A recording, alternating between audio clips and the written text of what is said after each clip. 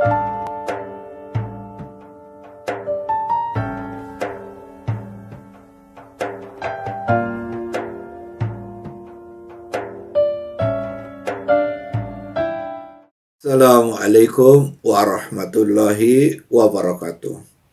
Alhamdulillah alladzi khalaqal mauta wal hayata liyabluwakum ayyukum ahsanu amala. Asyhadu an la ilaha illallah wa asyhadu anna Muhammadan abduhu wa rasuluh.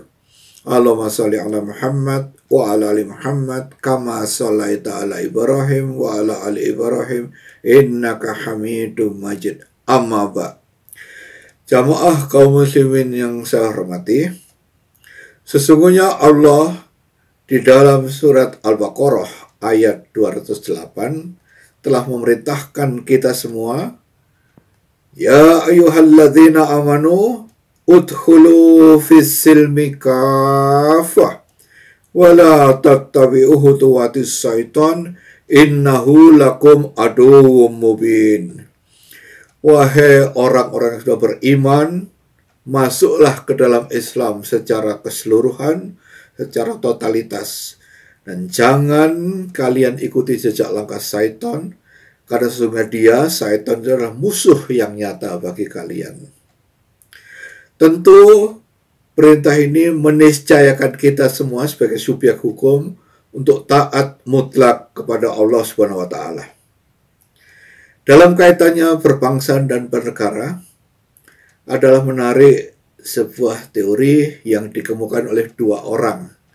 Yang pertama adalah seorang alim fikih internasional, Syekh Mustafa Ahmad Az-Zarqa. Dan yang kedua, seorang cendekiawan, sosiolog dari Turki, Ziya Gökalp. Kedua beliau ini mengemukakan bahwa pada dasarnya seluruh ayat Quran bersifat diyani. Diyani adalah kata sifat dari din. Din sendiri artinya agama atau ketaatan atau ketundukan. Jadi bersifat diyani berarti murni, bersifat tunduk, patuh, taat pada Allah secara sukarela. Dalam hal ini tidak ada kaitannya dengan hak-hak orang lain. Kita sebagai individu, sebagai subjek hukum, taat, patuh kepada Allah.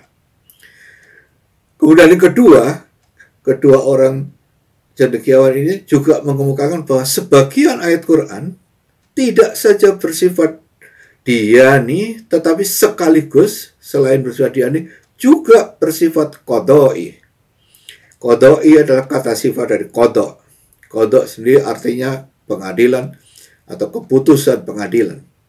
Bersifat qadai berarti bersifat atau memerlukan keputusan pengadilan. Ayat-ayat yang mengandung makna qadai, tidak saja semata-mata diyani tapi sekaligus qadai ini jelas menyangkut hak orang lain. Jadi selain subjek hukum sebagai individu, maka ada orang lain yang terlibat. Ayat-ayat seperti ini meniscayakan kalau kita tidak taat, maka ada orang lain, entahkah seorang individu atau sekelompok komunitas atau bahkan seluruh warga masyarakat dirugikan. Untuk yang semata-mata diyani, kita bisa ambil contoh menegakkan sholat, ya. Aqimus sholah. Kita taat menegakkan sholat atau tidak taat, tidak ada seorang pun yang dirugikan. Yang rugi adalah kita sendiri. Berlainan halnya dengan menegakkan sholat. Sebagai contoh, misalnya membayar zakat mal, zakat harta, jual beli, hutang piutang. Maka ayat-ayat seperti ini tidak saja diyani, tetapi qadai. Kalau kita tidak mengeluarkan zakat mal, padahal kita muzaki yang mampu lewat 1 tahun haul, melebihi nisab, maka ada sejumlah mustahik yang kita rugikan. Berarti kita sebagai muzaki korupsi kalau tidak membayar zakat mal. Hutang piutang juga begitu. Kalau kita jadi debitur lalu ngemplang hutang, maka ada pihak lain yaitu kreditur atau pemilik uang dirugikan dunia dan akhirat. Begitu juga misalnya ayat-ayat yang terkait dengan kepentingan orang lain itu bisa nama baik, bisa kehormatan, bisa pelecehan. Maka ayat seperti ini itu selalu mengandung selain kita subjek hukum, ada orang lain yang kita rugikan. Maka ini membutuhkan campur tangan negara.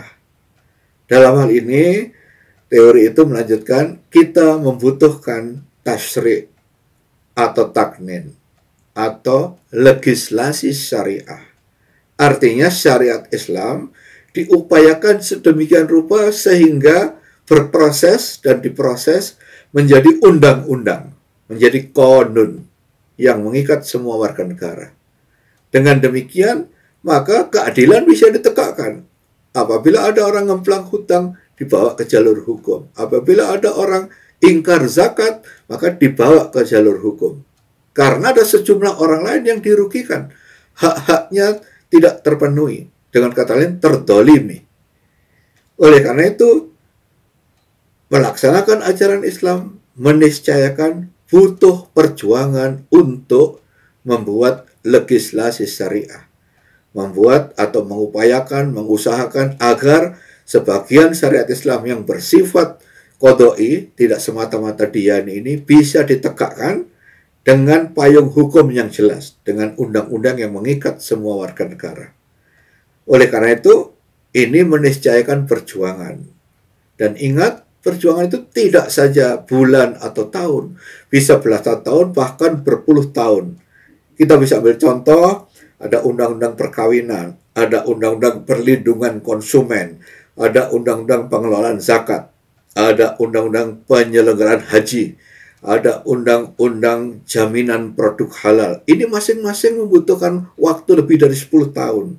Bahkan ada yang nyaris 30 tahun, yaitu undang-undang pengelolaan zakat. Undang-undang jaminan produk halal pun nyaris kita perjuangkan belasan tahun, hampir 20 tahun. Jadi tidak ujuk-ujuk, karena ini aspirasi kita kaum muslimin langsung jatuh dari langit. Tidak. Butuh perjuangan dari Majelis Ulama Indonesia, dari Ormas Islam, dari Harokah Islam, dari lembaga dakwah. Kita memperjuangkan menyusun naskah akademik, menyiapkan draft atau rancangan undang-undang RUU. Kita perjuangkan secara konstitusional sampai nanti presiden atau pemerintah dengan seluruh pleno DPR sepakat, jadilah dia undang-undang yang mengikat kita semua. Mudah-mudahan ini menyadarkan kita semua bahwa memang perjuangan menegakkan Islam sekaligus membutuhkan perjuangan konstitusional untuk melakukan legislasi syariah. Sehingga tidak saja ayat-ayat yang bersifat diyani, tapi ayat-ayat yang sekaligus qadha'i tadi bisa ditegakkan dengan melalui undang-undang. Lalu mengikat semua warga negara, apapun agamanya, apapun etnisnya atau sukunya. Mudah-mudahan ini bermanfaat bagi kita semua untuk ke depan secara sadar kita ikut serta dalam perjuangan legislasi syariah, dan semoga Allah SWT meridhai langkah-langkah kita semua sehingga insya Allah negara cita-cita kita bersama baldatun thayyibatun warabun ghafur bisa tercapai. Amin, amin, amin ya rabbal alamin. Billahi taufik wal hidayah. Assalamualaikum warahmatullahi wabarakatuh.